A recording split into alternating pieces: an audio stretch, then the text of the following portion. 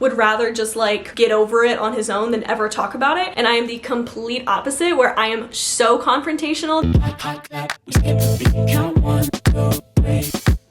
Hey y'all, what is up? It is Marissa Nicole and welcome back to my channel. I always get questions on like my Instagram or even on my videos of what it's like living with my boyfriend. Like how we do things, how do we pay rent, how do we split the bills, who does what chores, how is arguing go, like the whole shebang. Because if you are new here and you're not really familiar with me, I started my channel my freshman year of college. So my channel was strictly like college content, and then I've kind of morphed into more adulting or like lifestyle, I guess you could say. Just basically whatever's going on in my life. And right now I'm an adult, I guess you could say. And I live with my boyfriend in an apartment, and a lot of you guys are either still in college or potentially like my age but thinking about living with your boyfriend or significant other or anything like that, and you guys are like, how does it actually work? So I decided to just open the floor on my Instagram stories for you guys to like ask all of those questions in one place. And so today we're just gonna kind of sit down and chit chat, do kind of a Q&A session on what it's like living with a significant other and basically how we do things. So of course my answers are not going to be the same for everyone. I'm sure that if you live with your significant other and you're watching this, y'all might do something different, which is totally fine. I'm just gonna be talking about how Griffin and I do things and what my experience is living with my significant other now. But I have also lived with a previous significant other my like sophomore year of college, if you guys have been around that long. So if you're new here, don't forget to subscribe down below, that way you don't miss out on future videos. And you can also follow me on Instagram for like the next time we do fun videos like this. If you want to be a part of it and ask me questions, I always do that on my stories. I'm gonna go in no particular order because honestly trying to organize the many questions I got would be way too hard. So we're just gonna kind of like go through them, and I'm gonna pick out ones that would be like super helpful for me to talk about with you guys. So the very first question I got is definitely a hot one. What do you pay for and what does Griffin pay for? At the moment, we completely do 50-50, which means I pay 50% of the rent, he pays 50% of the rent. We go 50-50 on all the bills, all the rent, anything that's for the dog, decor items, literally everything is split down the middle. The only things that we don't split is one, anything for Kitty, because Kitty is my cat. I've had her for like 12 years now, so that is not something that I would expect him to pay for. It's not his responsibility. So anything like if I take her to the vet, stuff like that is all on me. Any of her like food or kitty litter, like stuff like that, I solely pay for because she is my cat and he never asked to have her. But Freya, we decided to get her together, so she is our animal and we split all of her expenses. Another thing that we don't split 50-50 is just like personal items that we both want. Now of course, if I'm buying something for the house and we want it to be split, that's something that we have to discuss beforehand. So like buying a new comforter and like new lamps and stuff like that, that was something that we chose together, so that way we would split it. Basically our rule is if we don't talk about it first and we don't both come to an agreement and agree on it, it's not a 50-50, because you can't just sporadically buy something worth $300 and be like, oh well yeah, you're gonna pay for half of it. Nope, we did not talk about it, I did not agree upon this. That's not a 50-50 rule. I got a lot of questions centered around this topic. Does it make you guys like closer together? Does it like strengthen your relationship kind of thing to live with each other? And again, I can only speak for our experiences, and I would say like yes, definitely living together opens the door to be more yourself, because you're literally living with this person. You can't wear that mask anymore, you can't fake it, you are yourself 24/7, and hopefully you've already been like that in the relationship, but living together will really test that. So Griff and I have really learned to just be our raw selves, and so it's definitely brought us closer in that regard. You both have to be open to being yourselves and getting closer while living together. That's kind of like a mindset thing. So if you're living with your significant other, doesn't automatically mean you guys are going to get closer, because if one of you has that wall put up and you're not breaking that down, then you're not going to get closer. This next question is actually a good one because I don't know if I have a good answer for it yet, because we're still trying to figure it out. How do you balance the roles of roommates and partners without it getting dry? That has been something that Griffin and I struggle with, not necessarily a negative way, but we do fall into the routine of just being roommates. We often forget that we are also a couple, and like date nights should be a thing, and like dating should still be a thing even when you're living together. Making each other feel valued and appreciated is good for the relationship. So when you fall into the routine of being roommates and forget that you're a couple, that's usually when you start fighting a little bit more. That's when, usually at least for us, when I start being like, I'm feeling unappreciated because I do XYZ, and he's like, well, I do XYZ. Like that's usually when you start butting heads, and that is something that Griffin and I are so guilty of. But I feel like it's heightened from my perspective than his, because he is a homebody and his love languages are different than mine. And I am an extrovert. I love to be out in the world. I hate being home, and my love languages are different than his. So we sometimes clash on those fronts because I want to go on dates. I don't don't want to stay home, but he would rather just sit on the couch and watch a movie with me. And that's like the purest form of love for him and like affection. But I'm like, let's go on an adventure. Like that's where I feel loved. Griffin and I actually took a love language test together right when COVID started, actually, because we were like quarantined at home together and realizing that that was starting to happen. Highly suggest you do that so that way you know how each other love, and just make it a priority every day to show love in your other person's love language. Because mine is completely like acts of service and quality time. And so if Griffin is not doing something for me or hanging out with me outside of the house, I feel like he doesn't love me. But Griffin's is like physical touch, and that's like my bottom one. So if I'm not wanting to like hug him or like show that like physical affection, he thinks that I don't love him. Of course, neither of those are true. It's just kind of a miscommunication and a difference of love languages. And honestly, I saw this idea off TikTok, but like make 2 jars and have each other like separately write down a whole bunch of things that you would love for your partner to do for you, and like fold them up into little pieces of paper and put them in the jars, and every day you just pick one, and then I would do that thing that day. And maybe you could do like big things once a week or whatever, but this couple did that every single day. And it were little things like a foot massage or a back massage, because Griffin's physical touch, so like doing stuff like that means a lot to him. I don't care if I get a back massage, but on my jar it might be that he helps me with the dishes, or that he picks me up something to eat on the way home from work or whatever. And I've been wanting to kind of implement that with us, but I like that idea. Now, of course, I got some questions about like how it works in our household with arguments. And I will say that it's a little bit easier in this new place because we have a lot more square footage. We have 2 bedrooms. The bedrooms are so far away from the living room. Like it's easier to get away from each other if we need to. If you're one of those people that you have to be alone when you start to get a little irritated, like go on a drive or go down and work out, like go to the gym, go to the pool, go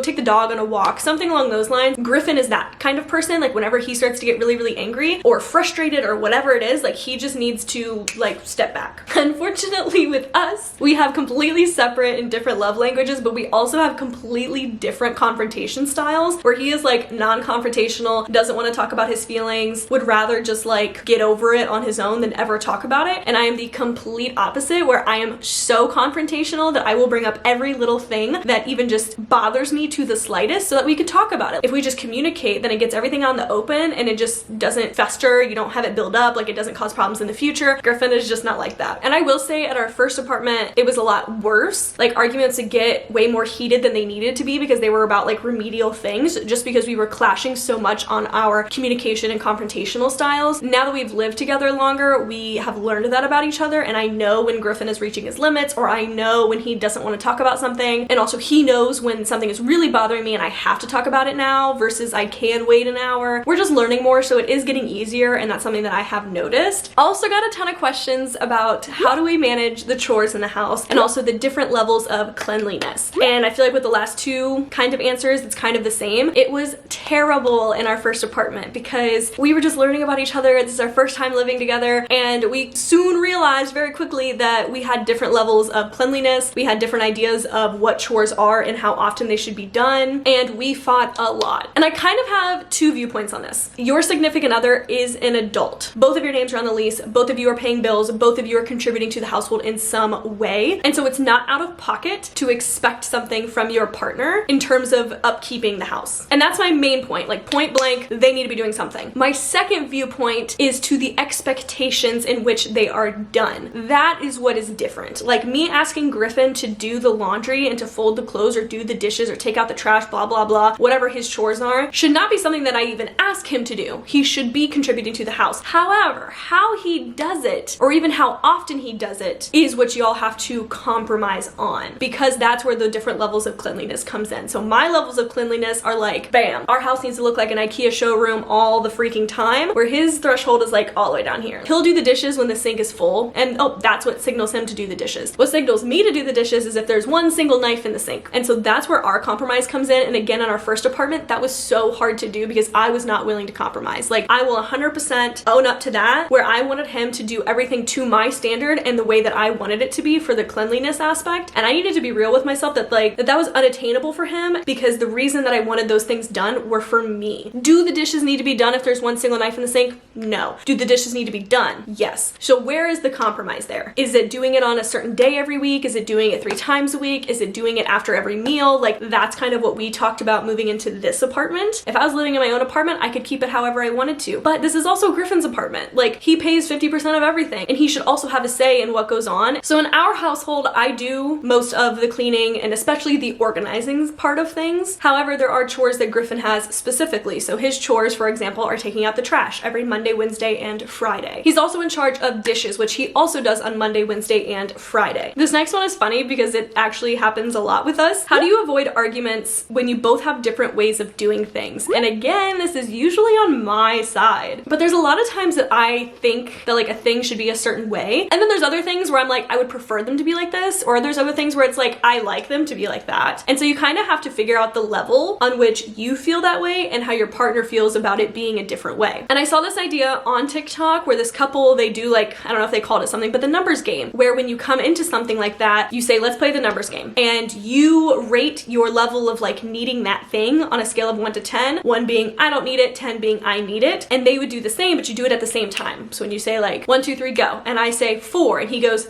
9. That's how I know. I'm like, okay, like that means so much more to him than it even means to me. So it's not that big of a deal to like change it back kind of thing. So it's kind of how we do certain things like that. Like a lot of the organization around the house, I feel it should be that way because it makes sense to me, but it doesn't make sense to Griffin. Like our brains work completely different. Like I have anxiety and OCD, he has ADHD. It doesn't work. But it truly is all about compromise where it's needed, but it's also about hearing your partner out and knowing what they need versus your needs. Is living with your significant other better than living alone? I think that depends on who you ask. Honestly, I would love to live by myself because I could have it exactly how I wanted it to be. As far as cleanliness, like decorations, whatever, like it would just be exactly how I want it. However, I'm also an extrovert and I don't know how I would do living alone. Like I need social interaction every day. I think you have to ask yourself if you are willing, like are you mentally ready to give up a lot of those selfish tendencies? Are you ready to compromise? Are you ready to not have things your way? Are you ready to share a space? Are you ready to pick up after someone? Like ask yourself those questions before you decide to move in with anybody, but of course your significant other, because if you're not, you're only going to cause problems and arguments and everything, and you probably are better off living by yourself. When did we know it was the right time to move in together? And how was the first couple months? For us, it was mainly like a perfect storm of both of us graduating from college and having to move out of our college apartments and then being like, well, we might as well live together. But like living separately really wasn't something that we discussed, mainly for financial reasons too. Like we were both graduating, we had to get out of our college apartments. You can't stay in the college apartment after you graduate kind of thing. And then financially it made sense to move in together because everything's cheaper when you split it. So it was just living together. I don't know. That's interesting. But the first couple months were definitely fun. I think it was kind of like a honeymoon stage of living together. And then of course, like every honeymoon phase that passes. And then the real problem starts to show. And then it's like, you keep leaving your socks out. That's when everything started happening. And we started to realize like, oh, there's a lot of things that we need to work on,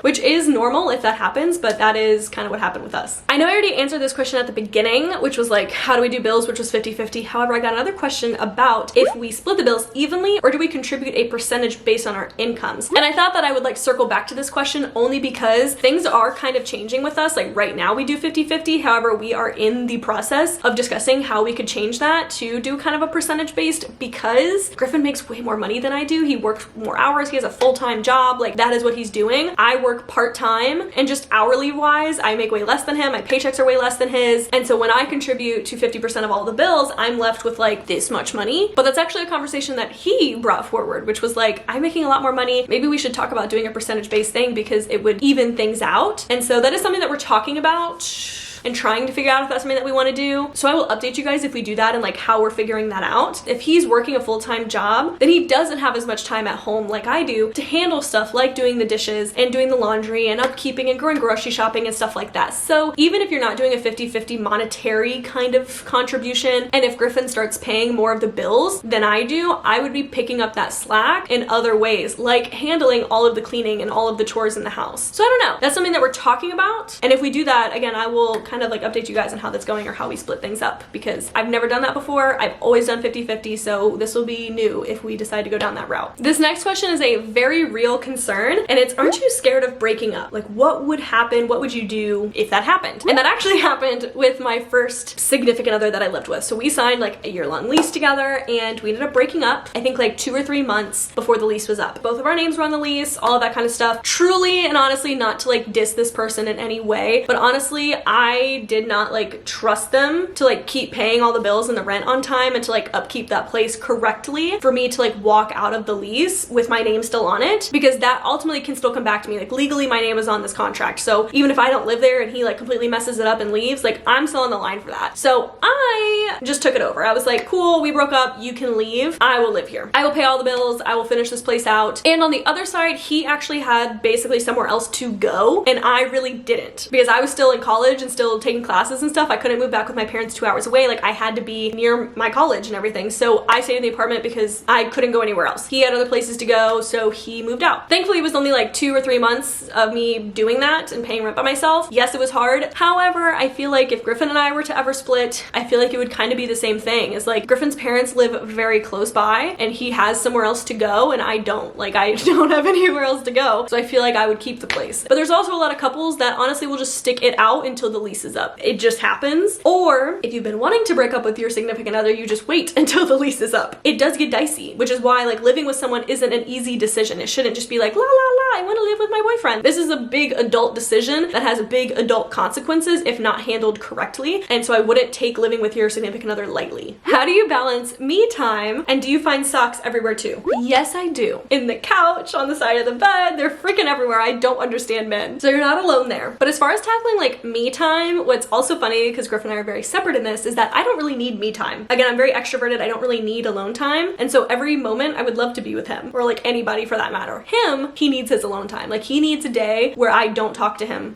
at all. Like he just wants to sit on the couch and play video games all day. And when we lived in our previous apartment, where I was also working full time at Trek, we had the same schedule, the same days off. And it was terrible for him because he didn't get a day away from me. Like we worked at the same shop. We saw each other all day, 9 to 5, came home together at the same time in the same car, made dinner, went to bed. Like there was no time apart. Both of our days off were the same days. Now he has his own schedule. You know, he works his 9 to 5 full-time job. I work part-time still at the same place, but I don't go into the same shop as him. I only visit his shop like once a week. So I only see him at work maybe a few hours a week. Other than that, he gets his alone time at work. But also on his days off, mainly because I work from home, I kind of dedicate one of his days off as like a full work day for me. And I might be home because I work from home and I might have to like edit videos, so I'm in my office, but like I tell myself like not to talk to him. I try to give him that space. And then his second day off, we've decided that I would also have a day off where we can do things together, like go on a date if we wanted to, or both sit around and do absolutely nothing together. So I would recommend, if you guys can like configure your schedules, like have different days off completely, or at least have one day off separately and one day off together. That's up to you guys and like how you guys work or how your work schedules work out. How do we handle subscriptions? Is it all under one person's name? I wanted to answer this one because I'm curious if you guys are also the same, but my trust issues are just like so bad that I genuinely don't trust anyone to pay the bills on time. So everything is in my name and I pay it, and then he pays me half of it because I know then that it will get done on time, and that's just how we handle it. And that's also not even just a significant other thing for me. All through college, all of my college apartments, everything was in my name and I paid it all, and then my roommates would pay me because I'm the organized one. I'm the one that makes sure everything gets done. And that's like no tea, no shade to like roommates or even Griffin. It's just that like I can't trust anyone because I feel like they're not going to do it, and I want to be in control of that.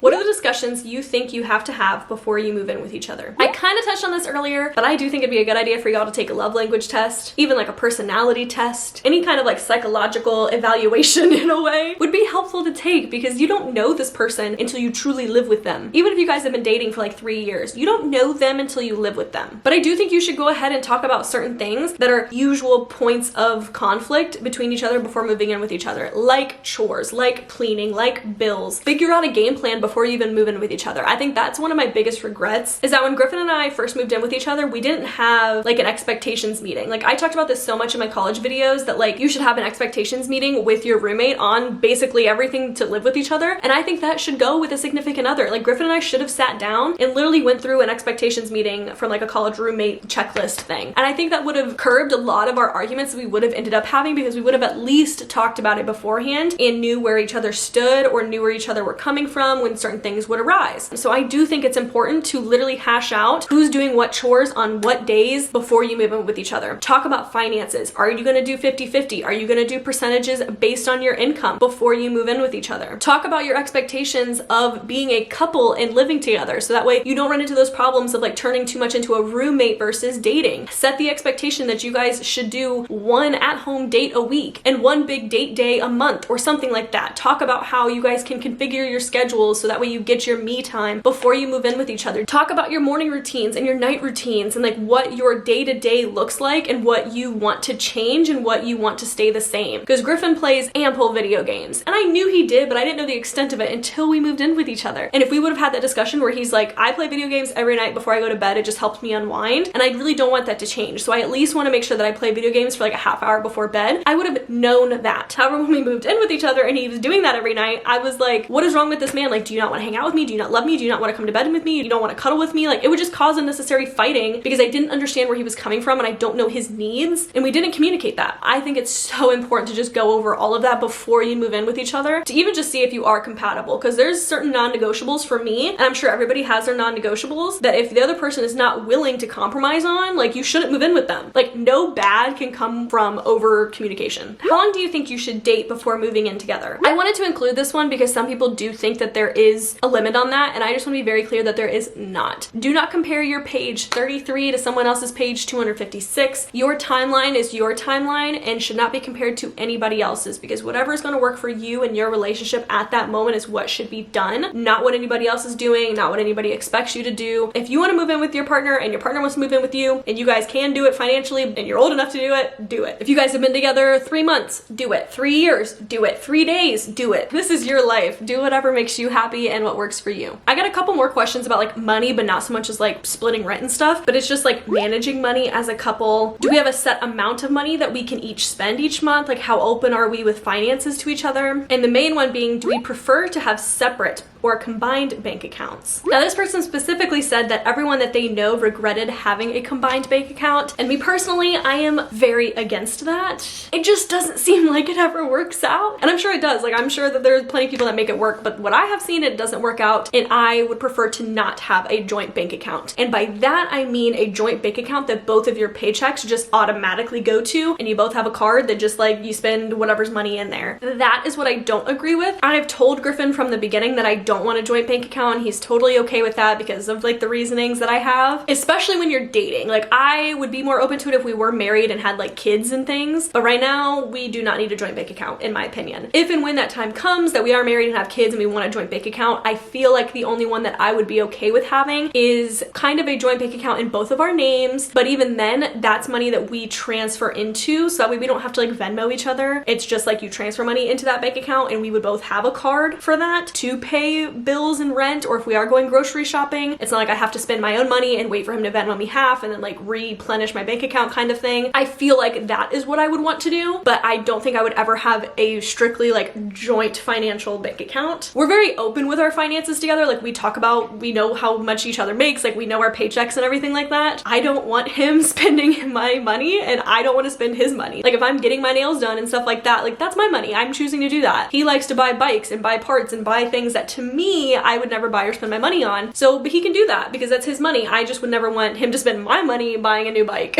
But also to touch on the question of like, do we have certain amounts of money that we can spend a week? Right now, we don't, because again, we just handle our own money. Like, he is his own budgeter person. Like, he can do whatever he wants with his money. I can do whatever I want with my money. However, I mentioned that our finances might be changing soon. Like, we're opening that conversation of him paying more of a percentage based on like bills and stuff like that, and I handle other things. So things might be changing, which would kind of reallocate funds to different things, or maybe I am covering more of the dinner dates or whatever. Like, so things are changing. So again, whenever we figure that out, I can update you guys. That's my viewpoint. My camera's about to die. I was literally about to say that my camera was about to die because we've been filming for so freaking long, but I'm hoping that this video is helpful for you guys. I already asked on my Instagram if you guys wanted this to be split into 2 videos or 1 long one, and y'all said 1 long one, so I'm hoping this isn't too long, but I just genuinely wanted to answer y'all's questions because you asked really, really good questions, and I wanted to give you actual good advice or just explanations and answers, so I'm hoping this is helpful. But the last question I want to answer, just to kind of like leave it on a good high note, is if I could do it again, would you? And I would say yes, because honestly, I've learned so much about myself and Griffin through this whole experience. Like, I know that Griffin has like grown through this as well, but I feel like I've done the most growth for living with someone, even though I've already lived with someone. But Griffin is just so different than any other person that I've lived with, in a good way. But also, I've never been in a relationship like the one that I have been in with Griffin. So at the end of the day, when we do fight, even if we get like really heated, there's no like fear that we're gonna break up with each other, or like I need to walk on eggshells, or I can't tell him how I feel because he might break up with me. Like, there's none of that. But as long as you guys have an open line of communication, even if you do fight, even if it gets heated, even if you guys don't communicate like well, but there's that underlying understanding that like we're here and we're gonna work through this and make it work, that makes all of this worth it, but also so much better. So we can have open conversations about what's bothering us and how this is working and how it's not working and how we could do better and all of that kind of stuff, which I think is game changer. But I hope this video was informational and it was helpful, and hopefully it didn't like scare you away from living with your significant other. I hope it just gave you more to think about before doing so, or if you're already there, maybe gave you some new tips on how to like help with some fights or arguments or whatever, because we're still learning every day, we're making it work, and all that you can ask of your partner and of yourself is effort. But I love you guys so much, more than you will ever know, and I will see you in the next video. Bye!